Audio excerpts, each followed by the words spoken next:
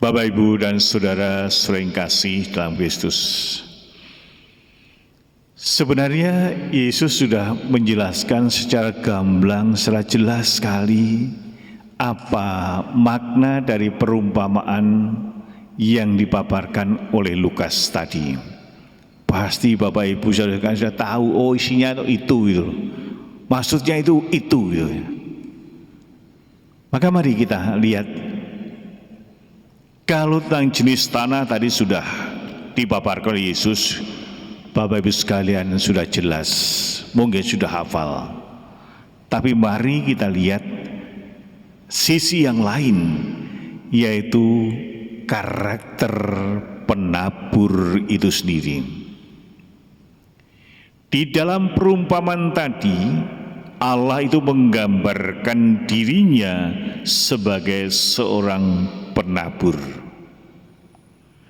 Dan Allah itu memberikan segala sesuatu yang baik yang Dia miliki. Tuhan memilih dalam perumpamaan ini sebagai seorang penabur yang memiliki benih yang super unggul.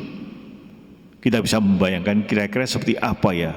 Tadi dikatakan yang di tanah yang subur sampai 100 kali lipat.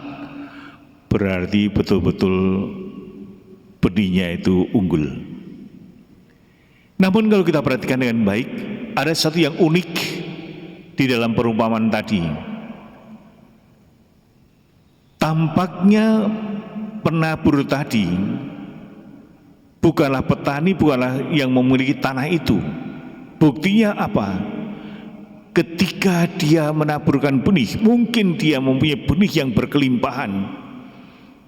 Maka dia menaburkan benih itu jatuhnya di mana-mana, berarti dia jalan terus saja. Tebar, ada yang pinggir jalan, ada yang semak berduri, ada yang di bebatuan dan sebagainya. Artinya adalah bahwa sang penabur tadi begitu royal sekali. Yang dipikirkan oleh sang penabur adalah yang penting aku menabur benih super ini. Hasilnya seperti apa, itu urusan nanti. Dia taburkan saja. Luar biasa.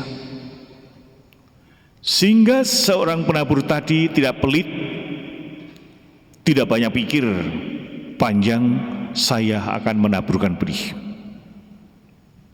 Bapak, Ibu, dan saudara kasih, kita semua sebagai orang percaya, kita semua dipanggil untuk menjadi penabur itu sendiri.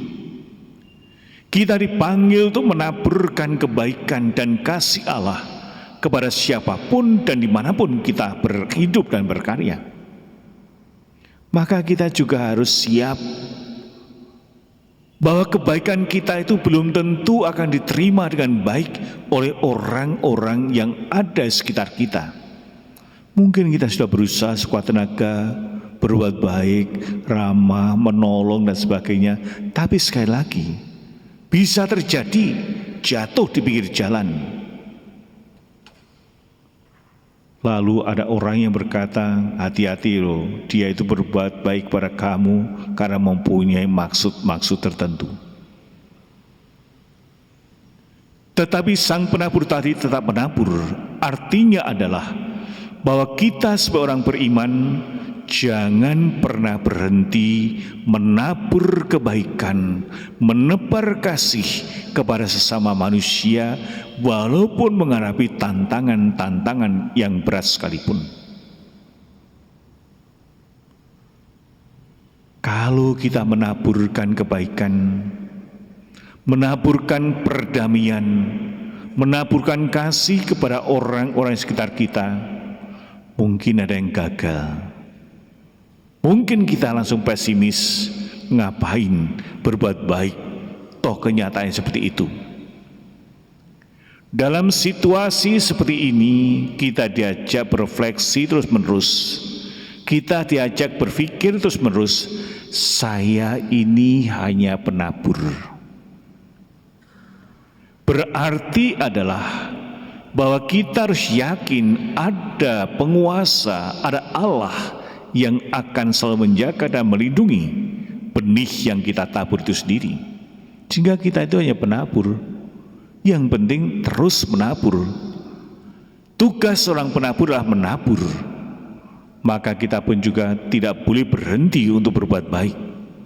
Kendati ada tantangan rintangan, mungkin tidak diterima dengan penuh sukacita oleh orang-orang yang kita tolong, kita bantu. Yesus sendiri melakukan semuanya itu. Kendati dia ditolak oleh orang-orang Farisi dan ahli-ahli Taurat, dia tetap berbuat baik. Dia tetap terbuka hatinya, terbuka tangannya untuk menolong sesama manusia.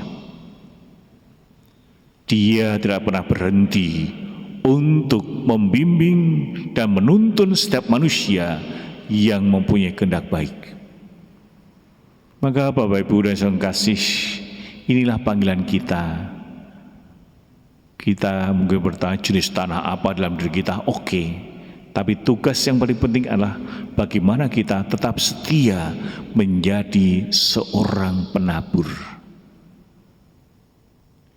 Yaitu senantiasa menaburkan benih-benih kebaikan, benih-benih persahabatan, benih-benih persaudaraan, benih-benih kerukunan di dalam keluarga, di dalam masyarakat, atau dimanapun kita berada, terlebih-lebih dalam situasi sekarang ini. Tantangan berat bagi kita semuanya. Apakah kita tetap setia menjadi seorang penabur, atau kita malah mundur? Wah, percuma, gak usahlah, kita menutup diri saja. Apapun yang kita lakukan toh dicurigai. Misalnya orang-orang yang membantu orang lain dicurigai kristenisasi dan sebagainya. Apakah kita mau berhenti berbuat baik seperti itu? Ataukah kita tetap berbuat baik? Saya yakin bahwa dari sekian benih-benih kebaikan yang kita tabur, pasti ada yang berhasil, ada yang berbuah. Tidak semuanya akan gagal total. Yesus sebagai penabur sabda, dia tidak pernah putus asa. Dia tetap melakukan yang terbaik, bahkan sampai berani mempertaruhkan hidupnya, mati di kayu salib, karena dia tetap setia kepada Bapaknya. Percaya dia yang seorang penabur dan pemiliknya adalah Allah sendiri. Maka marilah Bapak Ibu sekalian, kita menjadi penabur yang setia, yang tetap berbuat baik, walaupun sekali lagi kadang-kadang kita kecewa. Ngapain ya mau berbuat baik? Ngapain ya aktif di lingkungan? Toh yang datang hanya 2, 3, lumayan, kadang-kadang 2,5, kadang yang 1 mengandung, gitu kan? Ya, gitu kan? Ya, lalu apakah kita akan berhenti? Apakah kita langsung tidak mau hadir? Bukan begitu. Tetaplah berbuat baik. Jangan putus asa. Penabur utama adalah Allah sendiri. Allah telah menaburkan benih-benih kebaikan dalam hati kita, dalam hidup kita. Semoga benih-benih kasih, benih-benih perdamaian, persaudaraan dan persahabatan itu tumbuh dan berkembang, akhirnya berbuah.